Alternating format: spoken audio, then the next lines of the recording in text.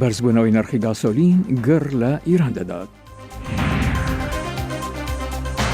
ئەمریکا لە بەڕێنشتنگەکانی ئیسرائیل لە ناوچە فەڵەستینیەکاندا هەڵوێستی دەگۆڕێ.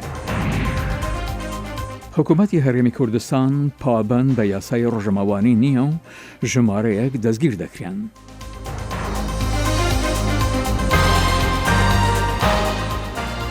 تەماشاچی لە خۆشەویستی دەمەتان خۆش لە واشنگتنەوە خۆشهاتنەوە ڕای بەڕێوەی کورکۆنەکشن ئومیدوارم دەمێگی خۆش وەلمان بوونە سەر.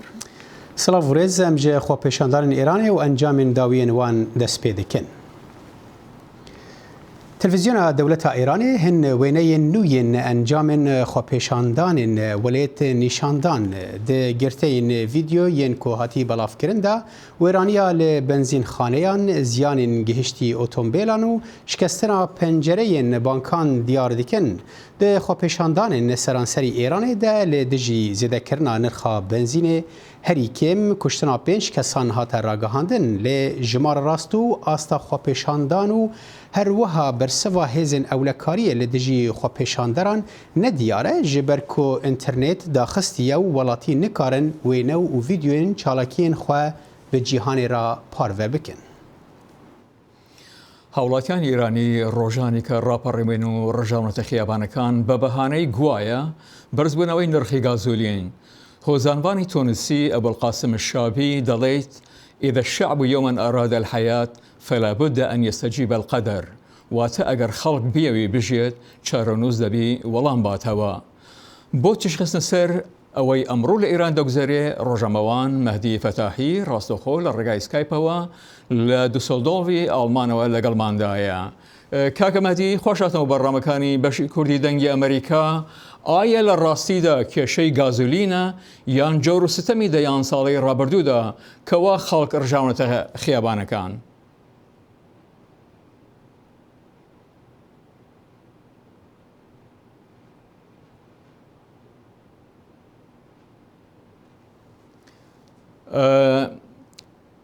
دیارەکیشە تەکنیکی هەیە دەنگی کاکمادی پێمان ناگادن بەڵام هەوڵەدەین ئەو هێڵەکە دروست بێتەوە تا بتوانین بەردەوامی لەسەر بەڕامەکەمان. بێگومان ئێستاکە لە ئیران بارودۆخەکە زۆر ئاڵۆزە و دیارە وەکو جارە نەماوەتەوە بە تایبەتی لە شارە کوردیەکان وەکو لە مەڵپەڕەکان لەباز دەکرێت کوشتارێکی زۆر هەیە، بریندار زۆرە، مرۆڤ زۆرجار سەری سۆر دەمێنین بۆ لە شارەکانی تر کە چەندین ڕۆژی خۆپێشاندان هەبووە بەو شێوە کاردانەوە نەبووە بەرامبەر خۆپێشاندەران بەڵام کە دەگاتە ناوچە کوردیەکان دەبینین کوشتارێکی زۆر هەیە، بریندارێکی زۆر هەیە. بێگومان خەڵکیش دیارە هەر لە پێناوی مافە بەناغەیەکانیان هەوڵ دەدەن بگەن بە دەرەنجامێک لەم خۆپێشاندانانە.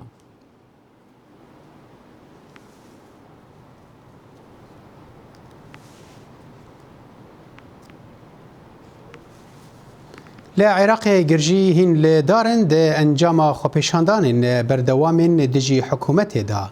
Li Bexdayê paytext pevçûn di navbera xwepêşanderan û hêzên ewlekariyê de bûn û li Besra jî xwepêşanderan nehîştibûn karimend derbasî zeviyên Zûbeyrên neftê bibin ku berhema wê di bawekî rojane 400,000 bermîl neft e.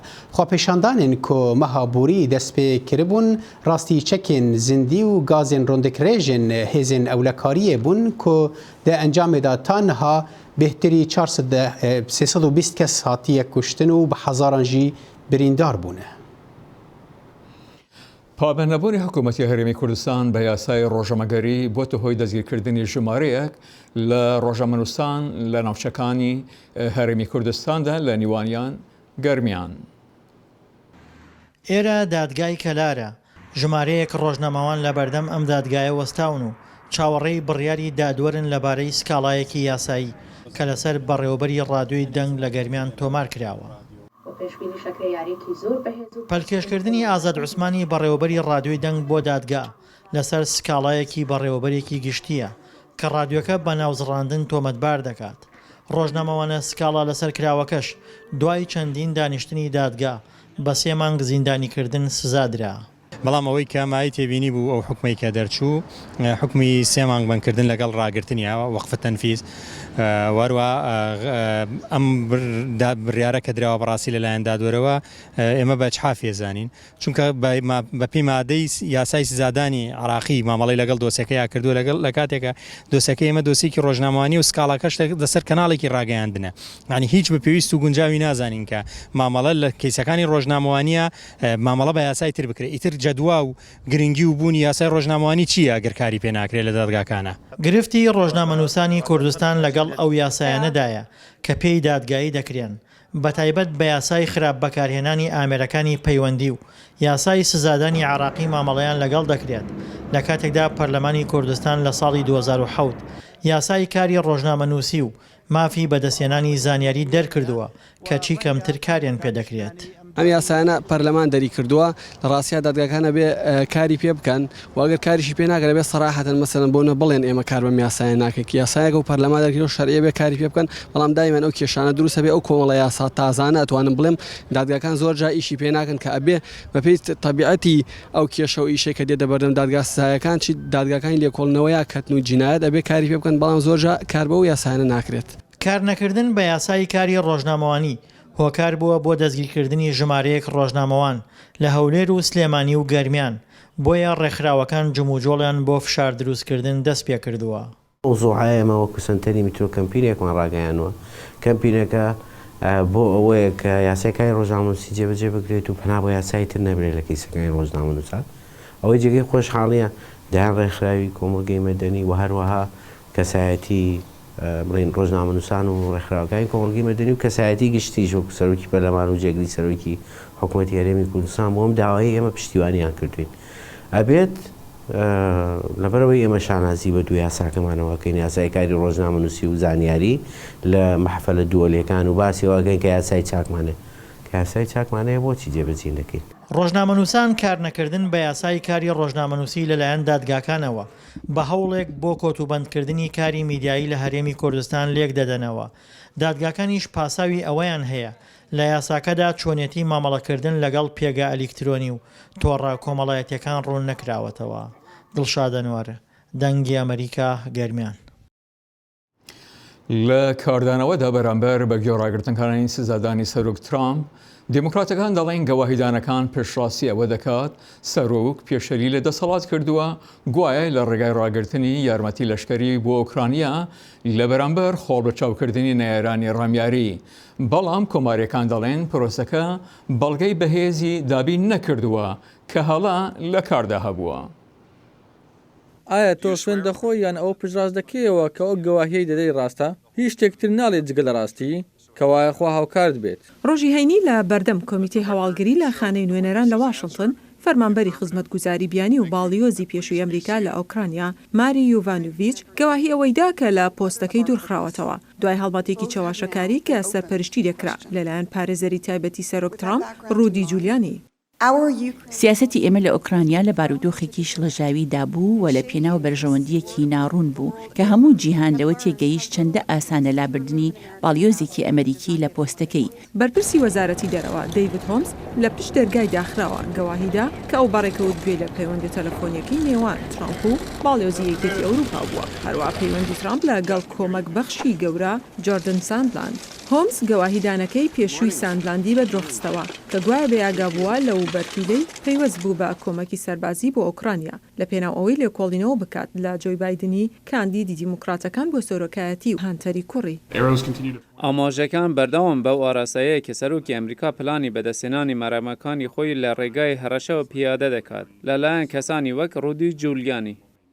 ڕۆژی هێنی سەرۆک ترامپ بەردەوام بوو لە سەربەرگریکردن لە پەیوەندی تەلەفۆنیەکەی مانگی حەوتدا. کە لە فڕۆکەکە دابەزیم ئەوان نووسراوێکیاندایە دەستم کە تازە لەلایەن وەزیری دەرەوەی ئۆکرانیا و سەرۆکی ئۆکرانیا نووسرا بوو هەروها ئۆکرانیا بە دەنگێکی بەرز و بەڕوونی دەڵێت ئەوان بە هیچ جۆرێک پەیوەندیان بەوەوە نییە تەنانەت کەمێکیش و تۆ ئەمەد بینی و هەموو ئەو شتانەشت بینی. من گوتم ئەوە کۆتایی بە تاوانبارکردنەکە دەهێنێت. ڕۆژی یەکشەممە کریستی واردی کۆماری گوتی ڕاگررتنی هاوکاری بۆ ئۆکرانیا لەو کاتەدا لە جێگەی خۆیدا بوو. ئێمە سەرۆکێکی نوێمان هەبوو لە ئوکراینیا و هیچ شتێکمان دەربارەی نەئازانی. ئەو لە ناکاو هاتە گۆڕێ. ئێمە نەمان دەزانی کە و کەسێکی باشە یا خراپە. ئێمە نەمان دەزانی کە و پشگیری لە بەرژەوەندیەکانی ئەمریکا دەکات. ئەو تەواو گونجاو بوو بۆ ئەوەی ئێمە بڵین دەبێت لێکۆڵینی لەگەڵدا بکەین. شان پاتریکی دیموکرات دەڵێ ڕاگررتنی یارمەتیەکانی سەرۆک بۆ چەند هۆکارێکی جیاواز بوون. سەرۆکی ئەمریکا بودجێ هاوکاری لەشکری سەربازی کە لە پاری باجدەرانە بۆ فشەرخستنە سەر سەرۆکێکی بیانی بەکارێناوە هەتاوەکو هاوکاری بکات لە کەمپەینی هەڵبژاردنەوەیدا. ئەو داوایە ژۆک بەرتیل وایە. ئەمەش وەک تاوانبەرکردن لە دەستوری ئەمریکادا هاتووە. کۆشکی سپی ڕۆژی هەینی داقی ئەو پەیوەندیە تەلەفۆنیی نێوان سەرۆکی ئەمریکا و سەرۆکی ئۆکرانیا ڤلادیمیر زێلنیسکی بڵاو کردەوە کە تیایدا و تۆمەتانە سەبارەت بە بەرتیل بەدرۆ دەخاتەوە. ئەمریکا هەلوەستە خۆی ژێوارگەهێن ئیسرائیلێ لە ناوچەیەن فلەستینێ دەگوهێرە و دەبێژە ئەو وارگەه نە لە دژی یاسەیە ناونەتەوینە. ئەو ڕاگەهاندن کە بوو جهێ نەرازیبوونا هەن ئالیان دەرفەتێن ڕاگەهاندنا دەولەتێکە فلەستینی لە بەرامبەر ئیسرائیلێ کێم دەکە و هەولێن ئاشتیە لە ڕۆژهەڵاتە ناوین لاواز دەکە. Civaka navnetewî bi giştî avakirina wargehên İsraîlê li navçeyên dagîrkirî yên Filastînê wekû wargehê neyasayî dibîne û dibêje ew rêkeftina Cinêvê ya çaran bin pê dike. Rêkeftin rêna de hêzên dagîrkir ku welatiyên xwe veguhêzin navçeyên dagîrkirî. İsraîl iddia dike ku wê yasaya navnetewî bin pê nekiriye ji ber ku welatiyên İsraîlê nehatine veguhestin bo wan wargehan. Wezîrê Derveyê Amerîka Mike Pompeo got Amerîka helwesta xwe ya 10 salan berê guherand û rêveberiya Trump niha ne wekû rêveberiya Barack Obama nêzîkî vê mijarê dibe. Piştî xwendineke baş bo hemî aliyên dêvêta siyasî, vê rêveberiyê li gel Serok Reagan erê kir, avakirina wergehên sivîl ên İsraîlê li kenara Rojava yaseya navnetewî bin pê nake. Daniha siyaseta fermiya Amerîka ew lê gor helwesta Wezareta Derve ya sala 1978 bû ku digot avakirina wargehan lê navçeyên Filastînê lê dijî yaseya navnetewî ye. Tê serokên Amerîka ew siyaset neguhertibû, lê hemiyan bi awakî rasterast nedigot ku ew neyasayî ne. Wan digot ew kos bin li pêş aştiya Rojhilata Navîn. Pompeo got bi navkirina wargehan wekû binpêkirina yaseya navnetewî qet xizmeta aştiyê nekiriye. Rastiya dijwar li wir ew e govê qet çareseriyeke siyasî bo kêşeyê nebe û argyûment ka kî rast e û kî şaş e. Li gor yaseya navnetewî aştiyê pêk nayne. Ev kêşeyeke siyasî ye tevlihev e. Govê tenê bi guftugoyên di navbera İsraîl û Filistîniyan de çareser bibe. Amerîka dimîne pêgir bi alîkariyê ji bo aştiyê û ez ê her tiştî bikim ji bo vê dozê. Serkirdeyên Filastînê her navberiyeke Amerîkî red dikin piştî ku Serok Donald Trump pênasîn bi Orşelîm an ku Qudsê kir wekû paytexta İsraîlê. Filastînî dixwazin Rojhilatê Qudsê bibe paytexta dewleta wan a siberrojê. Ew siyasetên Trumpên Rojhilata Navîn wekû alîgirî ji bo berjewendiyên İsraîlê dibînin. Kandîdê Demokratê Serokatiya Amerîka Bernie Sanders de twîtekê de got wargehên İsraîlê neyasayî ne û Serokê Amerîka hewlên dîplomasî têk dibe ji bo razîkirina alîgirên xwe yên tund. Yekîtiya Ewropî de daxuyaniyekê de ragihand ku hemî wargehên İsraîlê di nav de jî yên li Rojhilatê Qudsê ew neyasayî ne û bang li İsraîlê kir ku hemî çalakiyên di vê derbarê de rawestîne û pêgiriya xwe wekû hêzeke dagîrker bicîbîne. Jêhê jineke Kurd e ji Efrînê ku ji aliyê çekdarên alîgirên Tirkiyê ve hatibû girtin û di zîndanên wan de mabû. Jêhê ji peyamnêra me Newroz Reşo re serpêhatiya xwe li gel grûpa Sultan Murad dibêje. Revandin û girtina sivîlên Kurd yek ji kiryar û binpêkirinên komên çekdar li Efrînê ye ku di nava kesên girtî û revandî de gelek jin jî hene. Lê ji ber sedemên civakî û ewlehî kêm caran nûçeyên wan derdikevin ragihandinê. Jêhe jineke Kurd ji Efrînê ye ji aliyê çekdarên tundrê ve hatibû girtin û di zîndana wan de mabû wê serpêhatiya xwe bi me re parve kir. Fasilê Sultan Murad agirtin شعبي مجريدون فأرطى أنا زم أكيد شيء سؤال بريفوج ببرسكرن تخير الفري تخير هون كده كي المهم لا بكون منكم تشتغل داين كده أقول بجيكي حفتوك أتدمم إفردي بي باشي أبرم حبسه كدن دور حبس مازن دورو شاگرتیگه جهد بیجا پرژنین عفرین پیرات زندان دا گرتی بون و راستی فشارن درونی دهاتن يعني كيف بي وكي ستشلجن ام هابين بهافتر عدد كي بربي ام بهافتر بين دوت تحقيق دي سوتشاي ما غير دوبين ما شخصيات مرنا دين بس تحقيق بخد ترك بين مترجمي جرهابين جتركور او دكرن جناب ناوی جاها گود پشتی چلو چار روزان دگرتیگه دا بی سوج و بی کواره پیش دادگه که سربست هات بردان لیدما آوگریا مالا خواه نشتجی کرین عرب تیدا بون و تشتی پیرا بویا و هادو ماند أكاتمي مولباتك جوانا تدايا جنك عجل بابي راش ليبي ودكر خوفي رابين هونا جا عسكري بين لو داريش تحقيق بمرض شيكرن سسركي ونهابي أميرة الموالي مولباتي مدر نشتبي بوتن في حال أنه كل فتيتا تتنا يا قشكيتا فافانا قارن ورت تفا ما با أميتا بهنك بيأكيد مثلا جنوب ماذا بزوجة أميتا تسار أو يخوكن يعني تم رأي من تشرنون أو تشتيونا ناكم نتنه جاها دمك دگرتیگه کومن تندردا اسیر مابو لیبل لاوه ویجی پشتی رواندناوه هاتو بو گرتن دور نچاربونا درکتنا جعفرینه و گوت بعد دركات ما تشي من مولباتي حال عفرين رنشتم ولو يمشي باردون مولباتي من أوروبا هيا خوك خشكيمة بروكيمة جمارة بمارا شوندن مبلغ كد ما أظن جمارة شوندن ما أو كان خلاص كر ببارا لو يمي خلاص بي عم دركاتن جدما دستدانی نوان سر عفرینه دا کومن چکدار ینگریدای ترکیه دبن پیکرنا مافی مروان و زیدگاوین لدجی گل هرمه دا بردوامن نتوين يكبوي وقالك سازين ما في مروفان أفكر يار وقت هوان شر وين لدجي مروفاهية بنافكر بون نوروز رشو دنجي أمريكا لەوانەیە بەشێکی گەورە لە خۆڕاگەری لە بەرامبەر جەور و ستەم پێشگیری هاوڵاتیان بێت هەروەیە کوردەکانی لۆس ئەنجلس یاری تەختە نەرد یاخۆ تاوڵەیان ڕێکخستوون بۆ کۆکردنەوەی یارمەتی بۆ ڕۆژاوا و هەروەها کورد لە تەرەوگا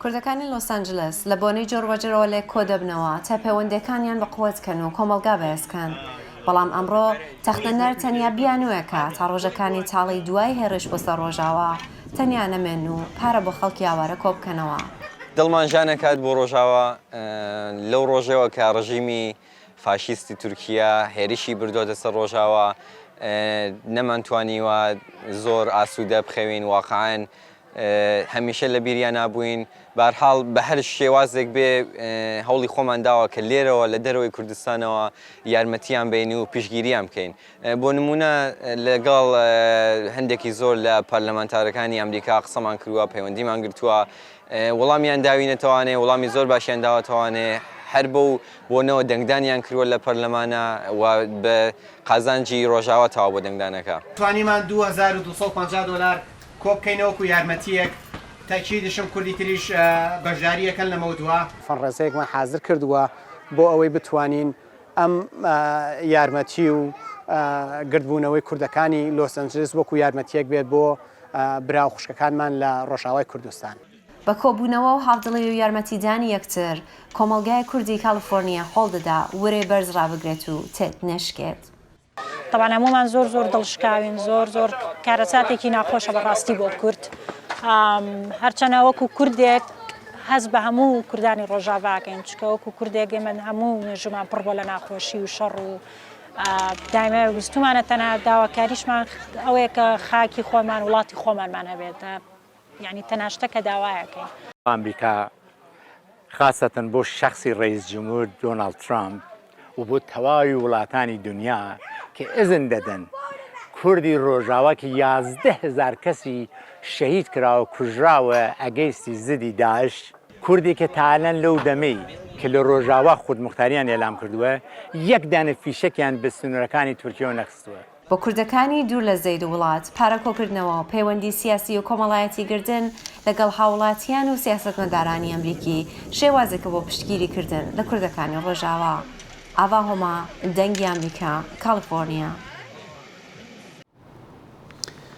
دەمەکێدا کو دەخوازە خەڵکی هەرێما کوردستانە عێراقی زێدە دەبێت لە دۆر بەرهەمێ نافخۆیی لە رانیا کارگەهەکە زەیتا زەیتونان بوو دەمەکە دەست بە بەرهەمهێنانە زەیتێ ژێ زەیتونên کوردستانê kiriye.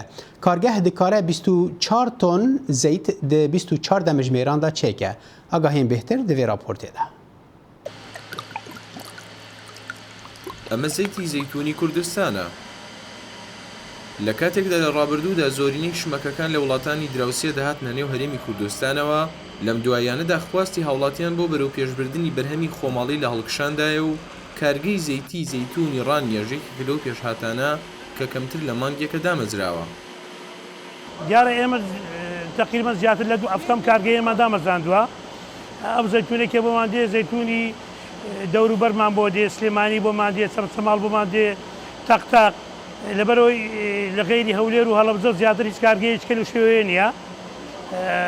خۆشمان زەیتون لە زاخۆ و لە دهۆ کۆوانە دێنین و زەیتونێکی باش دێنین دەیکەن بە زەیت. سەرەتا زەیتونەکە دەخرێتە هۆپەرێکەوە، دواتر زەیتونەکە دەشۆردرێتەوە و لە بەشێکی تری کارگەکەدا دەیهاڕێت و دەیکات بە هەویر. دواتر لە بەشێکی تردا زەیت و ئاو و پاشماوەکەی جیا دەکرێتەوە و فیلتر دەکرێت. لە کۆتاییشدا ڕۆن لە زەیتونەکانەوە بەرهەم دێت.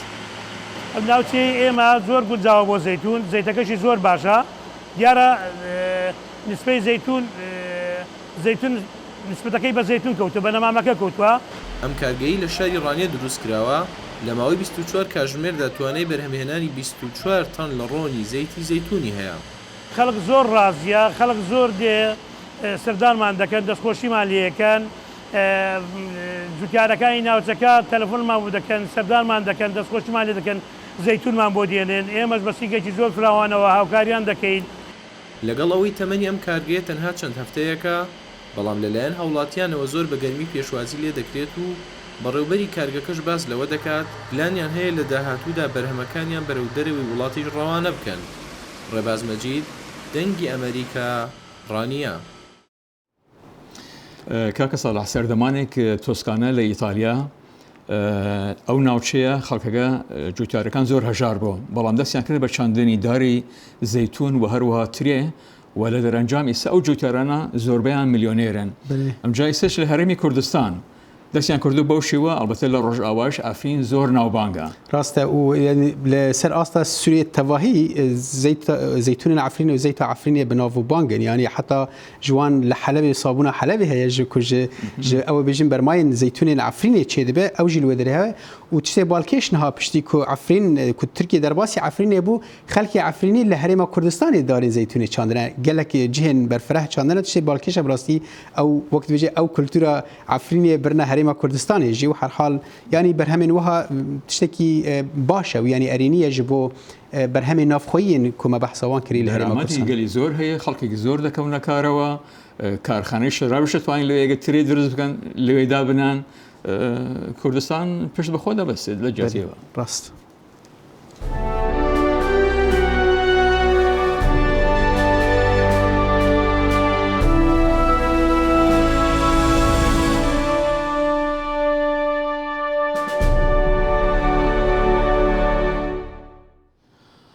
یەکەمین هەشتەگاری چاندنی سەرکەوتووانە لە ساڵی 1954 لە بۆسن ئەنجامدرا و هەر لەو ڕۆژەوە ملیۆنان هەشتەگەری لەو جۆرە ئەنجام دراوە.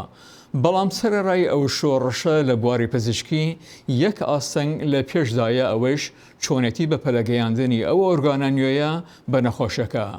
کۆمپانیایەکی شاری نیویۆرک کە بە ناوی بلێدا هێلیکۆپتەرێک کە وەکو تاکسی ئاسمانی کار دەکات دابین کردووە بۆ گەیاندنی ئەو پێداویستیە لە ماوەیەکی چەند خولەکێکدا بە نەخۆشەکە. کۆمپانیای بلید یەکەم بوو لە خزمەت گوزاری گەیاندن و گواستنەوە بە هەلیکۆپتەر، بەڵام بەم دوایانە کۆمپانیاکە دەستی کرد بە کاری خزمەت گوزاری ڕزگارکردنی ژیان وەک بەشێک لە پرۆگرامی مێدی مۆبیلیتی. هەلیکۆپتەرەکانی کۆمپانیاکە و ئەندامانی جەستەی مرۆڤ دەگەیەنە نەخۆشخانەکان. ئێمە کەرسە و ئەمریکانمان لەبەردەستدا بوون هەروە هەموو ئەمریکی پێویستم بۆ تەرخان کرابوو لە هەرسی هەلیکۆپتەرەکەی شاری نیویۆرک لە 7 ڕۆژی حوتە کارمان دەکرد جا هەموو ئەو شتانەی پێویست بوون بۆ ئەنجامدانی کارەکەمان بۆمان دابین کرابوو. گەیاندنی ئەندامانی جەستەی مرۆڤ بۆ چاندنی لە جەستەی کەسانی تردا پێشبڕکێیەکە لەگەڵ کاتدا. بەر لە ئێستا کاتێک ئەندامێکی جەستەی مرۆڤ ئامادە دەبوو پزیشکان دەبواە بچوونایە بۆ نزیکترین فڕۆکەخانە و بە فڕۆکە بچوونایە بۆ شارەکان پاشان بە ئۆتۆمبیل بۆ ئەوەی بگەنە لای نەخۆشەکە دەبوو هەموو ئەمانە لە ماوەی 4 کاتژمێردا ئەنجام بدرانایە چونکە ئەمە ئەو کاتە پێویستە بوو بۆ بەباشی مانەوەی ئەو بەشەی دەچێنرا. لەو ساتەوەی تەوژمی خوێن بۆ دڵ دەبڕین بۆ ئەوەی دڵەکە بۆ سنتەری وەرگرتن بگوێزینەوە ئەو ماوەیە بە کەمبوونەوەی بڕی خوێن دەناسرێت واتە ئەو ماوەیەیە کە دڵ نەخوێن و نەوەکسجینی بۆ ناچێت هەر بۆیە بە ئاستێکی کەم خانەکان دەست بە مردن دەکەن. زانکۆی تەندروستی لانگۆن ئەوەی پزیشک کرێلۆ کاری تێدا دەکات یەکەم شوێن بوو کە پرۆگرامی مێدی مۆبیلی پەیڕەو کرد و ئەوەش سەرکەوتنیی دەست بەجێ بوو بۆ کەمکردنەوەی کاتی گواستنەوە لە 4 کاتژمێرەوە بۆ 2 کاتژمێر. کاتێک لە هەلیکۆپتەرەکە دادەبەزین و دڵەکەی لە سەرکەرەوەکە دادەگرین خۆشببختانە شوێنەکە نزیکە و لەو بەریجادەکەوەیە. پزیشکانی مێدی مۆبیل هەندێک جار ئەندامی جەستەکە ڕەت دەکەنەوە بەهۆی ئەوەی دەزانن لە کاتی دیاریکراودا ئەوان ناگەنەجێ. نەیتن ئەلێکزاندەر سەرۆکی کارەکانی گواستنەوەی ئاسمانی لە کۆمپانیای بلید لەو کاتەوە کۆمپانیەکە دەستی بەکار کردووە و بە درێژایی هەفتە شەو و ڕۆژ گەشتە ئاسمانەکانی کۆمپانیەکە ڕێدەخات لە پێناو ڕزگارکردنی ژیانی نەخۆشەکان. ئەندامەکانی جەستە ڕاستەوخۆ دەنێرن بۆ شەقامەکانی 34 لە شاری نیویۆرک و لەوێ ئەمبولانس لە ئامادەباشیدا و هەر بە نیشتنەوەی هەلیکۆپتەرەکە تاقمی پزیشکان دەبات بۆ سنتەری لانگۆن ئەمەش پرۆسی گواستنەوەکە خێرا دەکات. لە نێو ئۆفیسی بلیددا ئەو ئەندامانی جەستە کە لە سندوقی سووردان ئەوانە پێش شتەکانی دیکە دەگوێزێنەوە. تەنانەت تەماشاکردنی پزیشکەکان کاتێک لە هەلیکۆپتەرەکان دادەبەزن ئەوەش جۆرێکە لە چالاکی و گرنگی ئەوەی ئێمە دەیکەین دەردەخات. هەروەها ئەو کاریگەریەشی کە دەیبێت کاتێک کەسێک لە زانکۆی نیویۆرک چاوەڕوانە دڵی کەسێکی تری بۆ بچێن و درێژە بە ژیانی بدات ئەمەش لە خۆیدا کارێکی مەزنە. ئەگەر ئەم ئەزمونیان بە چاکی و بەتواناوە بەردەوام کار بکات ئەوە کۆمپانیای بلید لە داهاتوودا دەست بەکارکردن لەگەڵ کلینیکی زیاتردا بۆ ئەو مەبەستە دەکات. کاکەسەڵ هەروکە دەزانین دیارە مرۆڤ هەمیشە دەڕوانێت بەوەی چاوە بتوانی خزمەت بە مرۆڤ بکاتن گەیاندنی نەخۆش لە کاتێەوەی کاتێ نەخۆشە بیدن بە زووترین کات بوو نەخۆشخانە شیانی هەیە بە زووترین کات ژیانوی ڕزگار بکەن لەبەروی ئەو هەرحال پەیوەندی بە تەکنۆلۆژی هەیە ینی باوەڕ بکە بەری 10 ساڵان بەرێ ئەو چستانە نەبوون هەرحال وێ هێژی دەم پێش دەکەوە و تەکنۆلۆژیا پێش دەکەوە ڕەنگە هەندێک مەتۆد و ئەوەی مادەی دژی بە وەکت بێژێن زیێدە ببن لە سەر ئەوەی تەکنۆلۆژیا نەها هێژان لەبەر ئەم دەگەن داویە و بەرنامەیە هەر شاد و بەختەوەربن ببینە خۆش.